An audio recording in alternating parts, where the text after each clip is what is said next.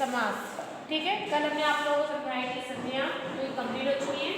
इसका आगे अगला है आप लोगों का समास। देखिए समास विग्रह। ठीक है, सबसे पहले ये बताइए आप लोगों कि समास क्या होते हैं और इन्हें किस तरीके से विग्रह यानी कि अलग किया जाता है। ठीक है, देखिए समास की परिभाषा क्या है। समास पहला क्या है, समास। समास की परिभाषा देखिए, समास यानी दो या दो से अधिक पद मिलकर एक नए पद की रचना करते हैं, उसे हम क्या कहते हैं, समास। ठीक है, दो या दो से अधिक पद मिलकर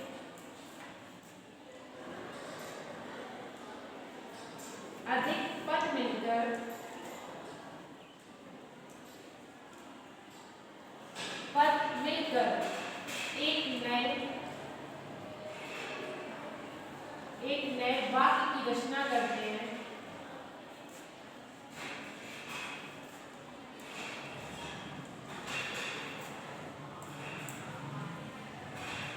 रचना करते हैं, जिसे हम क्या कहते हैं, समास। जिसे समास कहा जाता है, जिसे समास कहा जाता है।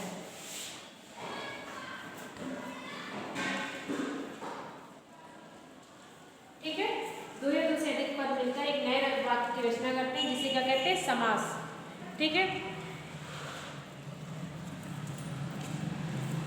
समास कहते हैं। इसके बाद देखिए विग्रह, ये तो थी समास की परिभाषा। अगला क्या है, विग्रह।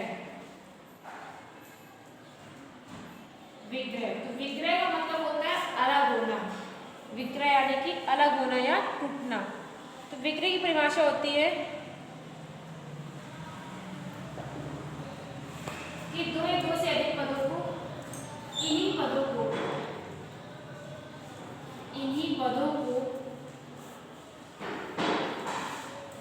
कुछ नियमों के अनुसार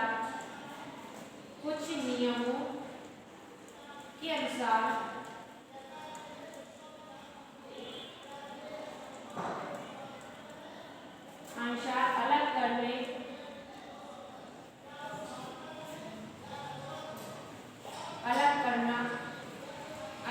तथा उनका अर्थ पूरा निकले। उनका जो अर्थ है वो पूरा निकले, उसे कहते हैं विग्रह। पूरा निकले उसे विग्रह कहते हैं। क्या कहते हैं, विग्रह।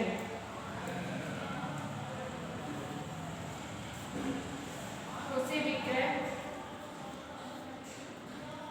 कहते हैं। ठीक है, तो ये विग्रह की परिभाषा यानी कि दो या दो से इन्हीं पदों को कुछ नियमों के तहत जब अलग किया जाता है, लेकिन अलग करने पर भी उनका पूरा अर्थ निकले, ठीक है, उसे हम कहते हैं विग्रह। ठीक है, ये तो होगी समास और विग्रह की परिभाषा। अब इसके बाद देखिए समास के भेद या प्रकार। देखिए समास के 6 भेद होते हैं। ठीक है, जिस प्रकार संधि के 6 भेद व्यक्त हैं, जिस प्रकार समास के भी 6 भेद होते हैं। समास के 6 भेद होते हैं।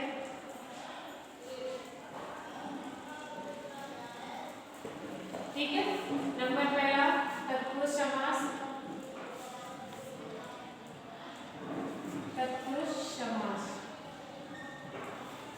दूसरा अलंकार समास।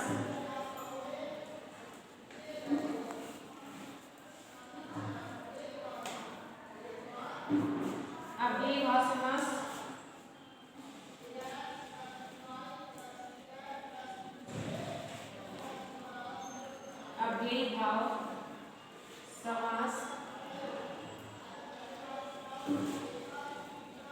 द्विगु समास।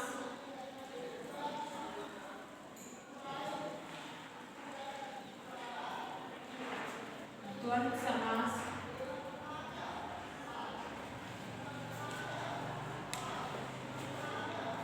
बहुव्रीहि समास।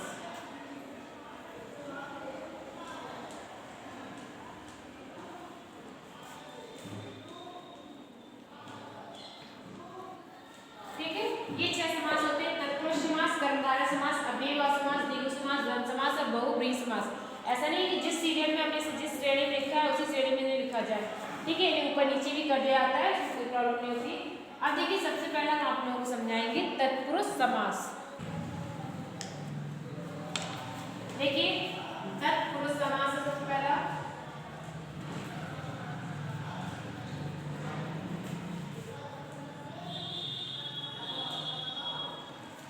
तत्पुरुष समास इसका सूत्र होता है, उत्तर पद प्रधाने प्रधाना तत्पुरुषा। उत्तर पद प्रधाना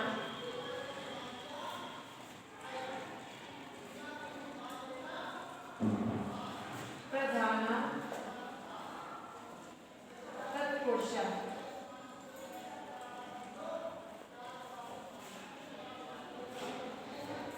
ठीक है, उत्तर पद प्रधाना तत्पुरुषा इसका सूत्र होता है। अब देखिए इसकी परिभाषा क्या होती है कि तत्पुरुष समास इसका सूत्र उत्तर पद प्रधान, यानी उत्तर पद का मतलब होता है अंतिम पद।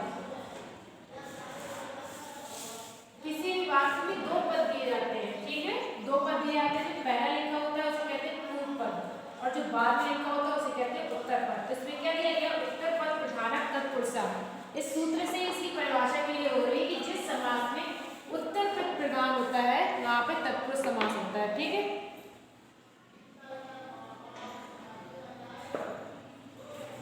ठीक है, जिस समास में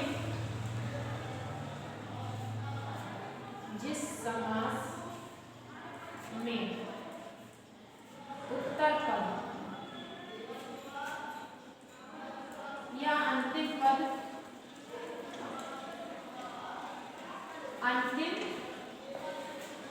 प्रधान होता है।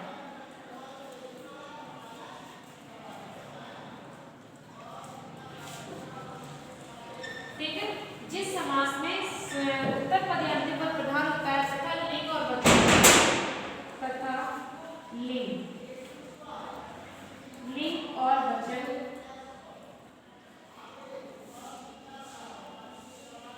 और वचन उसी के अनुसार लगाए जाते हैं।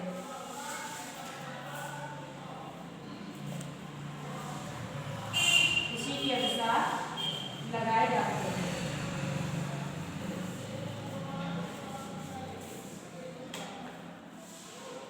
ठीक है, तो इसकी परिभाषा है कि जिस समास में उत्तर पद प्रधान होता है तथा लिंग और वचन उसी के अनुसार लगाए जाते हैं उसे हम कहते हैं तत्पुरुष समास। ठीक है, जैसे कि राम जननी,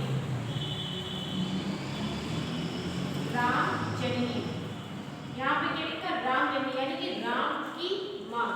तो अभी यहाँ पे देखिए जननी किसकी, राम की है, यहाँ पे शब्द के राम के अनुसार लगाया है, जननी के रामस्थ जननी, राम की माता। ठीक है, और देखिए इस समास को हम 8 प्रकार से बनाते हैं, यानी कि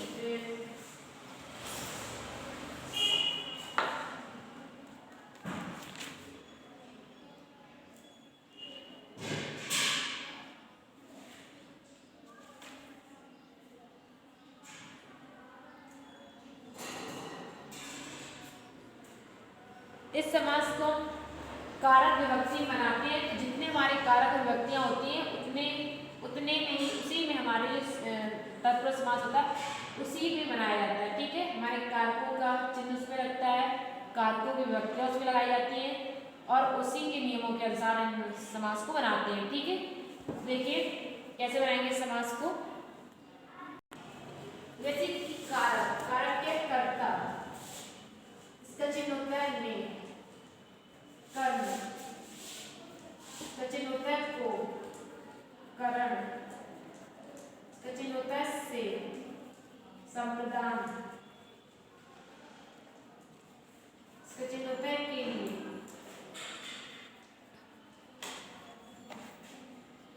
अपादान यानी कि से किस प्रकार से, अलग होने के अर्थ में।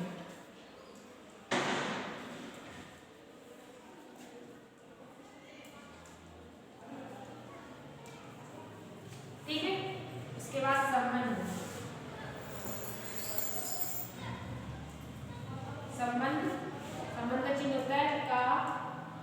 की के अधिकरण अधिकरण अधिकरण यानी में पर ऊपर, ठीक है। संबोधन संबोधन संबोधन यानी कि हे वो अरे, ठीक है। तो ये होते हैं ये हमारे कारक, क्या है कारक। तो ये कारक कितने हमारे 8 रखेंगे, ठीक है। लेकिन हम इसे कितने बनाते हैं, द्वितीय व्यक्ति से सप्तमी व्यक्ति तक बनाते हैं। प्रथम और अंतिम, पहला कर्ता और अंतिम संबोधन, इन दोनों को छोड़ दिया जाता है तत्पुरुष समास में, और कर्म से लेकर अधिकरण तक बनाते हैं, ठीक है। इन सभी के शब्द जो इसमें शब्द लगाए जाते हैं वही इसमें शब्द लगेंगे। जैसे कर्म में लगता है रामम, तृतीय व्यक्ति में रामेण, एक वचन में रखते हैं, ठीक है। रामेण, रामस्य, रामात्,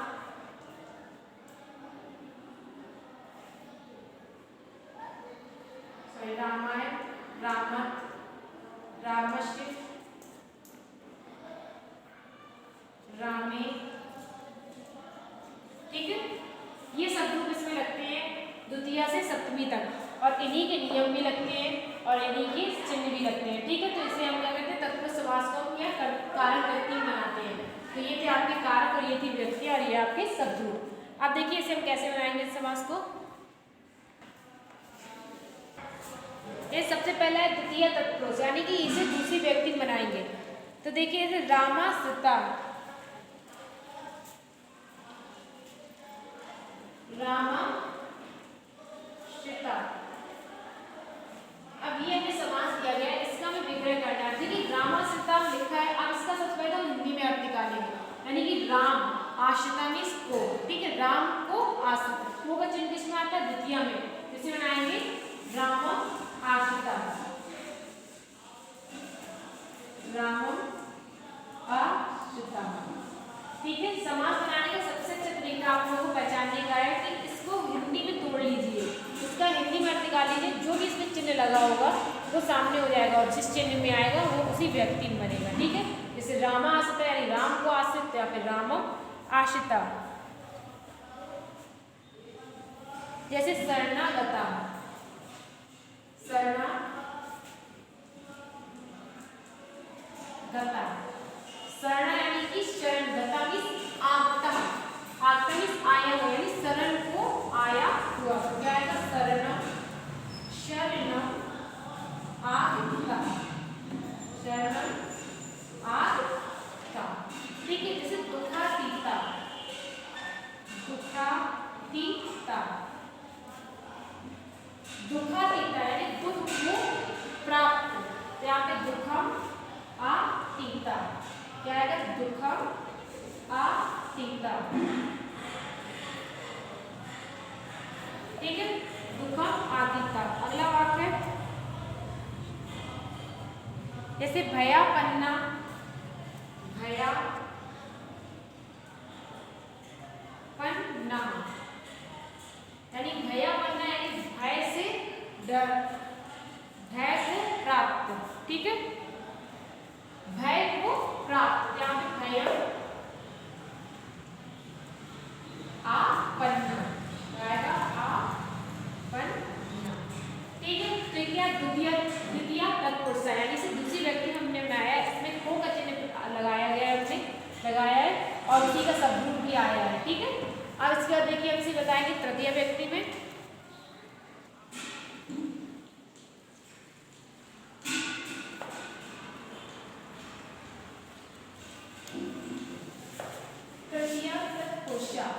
तृतीय तत्पुरुष यानी कि तीसरी व्यक्ति में से बनाएंगे। तो तीसरी व्यक्ति में शब्द क्या आता है, से, शब्द में चिन्ह। तीसरी व्यक्ति का चिन्ह क्या होता है, से, ठीक है। कर्ता ने कर्म को करण से, ठीक है। इसमें शब्द लगता है रामेण, एक वचन में लगता है,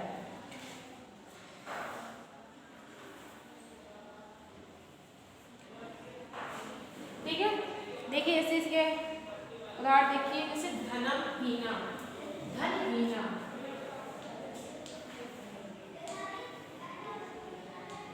धनहीना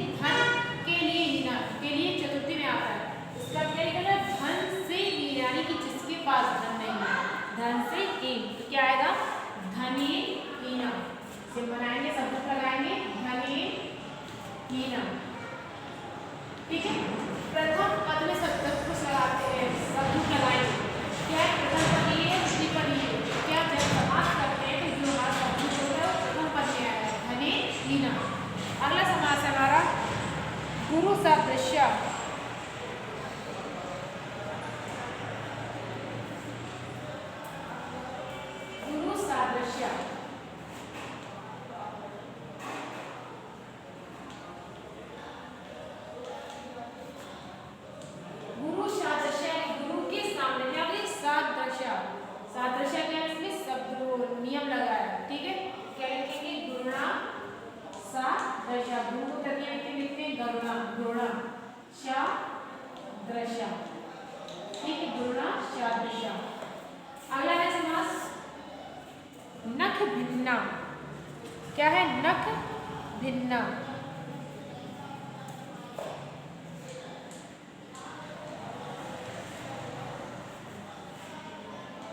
नख भिन्ना, नख मीन्स होता है नाखून, भिन्न मीन्स अलग है, नाखूनों से। अब एक तो नहीं कहेंगे नाखून से अलग, क्या कहेंगे? नाखूनों से अलग, यानी कि बहुवचन आ रहा है यहाँ पे। नख, नख में क्या लगाएंगे? तृतीय बहुवचन, तृतीय में आएगा नख है, क्योंकि नाखून नपुंसक लिंग में आएंगे। नपुंसक लिंग के शब्द होते हैं वो स्त्री और पुरुष से अलग होते हैं। यहाँ पे नख है भिन्ना। जैसे बुद्धि रहिता, बुद्धिहीना, बुद्धिहीना यानी कि जिसके पास बुद्धि नहीं है, बुद्धि रहिता। तो यहाँ पे बुद्धि से रहित या बुद्धि से हीन, तो यहाँ पे बुद्धि शब्द किस में आ रहा है? बुद्धि में। तो बुद्धि जो है स्त्रीलिंग में आती है, तो स्त्रीलिंग में बुद्धि के लिखेंगे बुद्धिया, बुद्धिया ही, बुद्धिया हीना। अगला है देखिए, अगला है अग्नि, अग्नि दग्धा, अग्नि दग्धा, अग्नि दग्धा, अग्नि दग्धा यानी कि आग में जला हुआ, आग में जला हुआ, आग से जला हुआ है, आग से जला हुआ। जहाँ पे देखिए अग्नि दग्धा, ठीक है, आग से जला हुआ, अग्नि दग्धा। अगला समास देखिए, देखिए अगला उदाहरण है बाणाहता, बाणाहता, बाणाहता, बाणाहता मतलब होता है बाण से घायल, बाण से आहत, आहत मतलब होता है घायल। तो क्या है? बाणे हता। यहाँ पे शब्द लगाएंगे बाण, लेकिन बाण एक है, बाणे आहता, बाणाहता।